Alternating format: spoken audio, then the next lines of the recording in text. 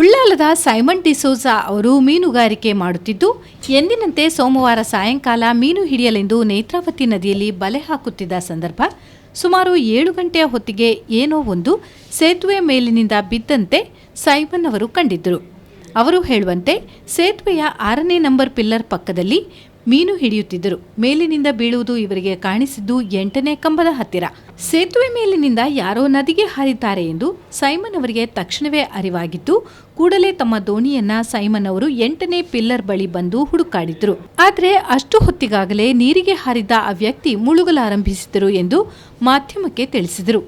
ಆದರೆ 5:15 ಗಂಟೆಗೆ ನಾನು ಮನೆಯಿಂದ ಬಲೆ ತೆಗೆದು ಬಸ್ಸದ ಬ್ರಿಡ್ಜ್ ಹತ್ತಿರ ಹೋಗಿದ್ದು.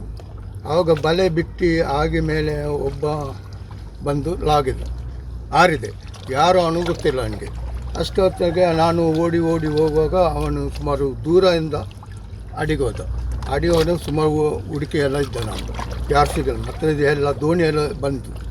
ದೋಣಿಯಲ್ಲಿ ಹುಡುಕಿ ಅಡಿಗೆ ಹೋಗಿದೆ. ಸೈಮನ್ ಅವರು ಅಲ್ಲಿಗೆ ತಲುಪುವಷ್ಟರಲ್ಲಿ ಆ ಆಕೃತಿ ನೀರಿನ ಆಳಕ್ಕೆ ಮುಳುಗಿಯಾಗಿತ್ತು.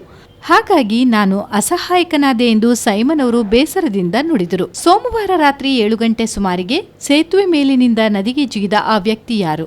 ಹಾಗಾದ್ರೆ ಸೇತುವೆಯಿಂದ ಜಿಗಿದ ಆ ವ್ಯಕ್ತಿ ಸಿದ್ಧಾರ್ಥ್ ಅವರೇನಾ ಎನ್ನುವ ಸಂಶಯ ಇದೀಗ ಬಲವಾಗಿ ಕಾಡುತ್ತಿದೆ. ಮಾಧ್ಯಮದೊಂದಿಗೆ ಸೈಮನ್ ನಡೆಸಿದ ಸಂಪೂರ್ಣ ಮಾತುಕತೆ ಇಲ್ಲಿದೆ. 6 ನಂಬರ್ ಕುಂದರ ಇದ್ದ. ಅಷ್ಟು ಆವಾಗ 8 ನಂಬರ್ ಕುಂದದಲ್ಲಿ ಕೆಳಗೆ ಬೀಳಿದ ಶಬ್ದ ಬಂತು. ಆದರೆ ಅವರು ನೋಡುವಾಗ ಒಬ್ಬ ಹಾರಿದೆ. ನಾನು ಹೋಗಿ ಮುಟ್ಟ ಬರುವಾಗ ಅವರು ಅಡಿಗೆ ಹೋದರು. ಅಷ್ಟುವರೆಗೆ ಬೇರೆ ಒಂದು ದೋಣಿ ಬಂತು. ಅವರು ಸಹ ಹುಡುಕಿ ಆಯಿತು. ನಾನು ಸಹ ಹುಡುಕಿದೆ.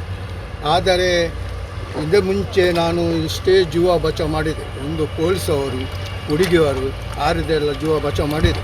ಆದರೆ ಇವರಿಗೆ ಬಚಾವ್ ಮಾಡೋದಕ್ಕೆ ಆಗಲಿಲ್ಲ. ನನ್ನ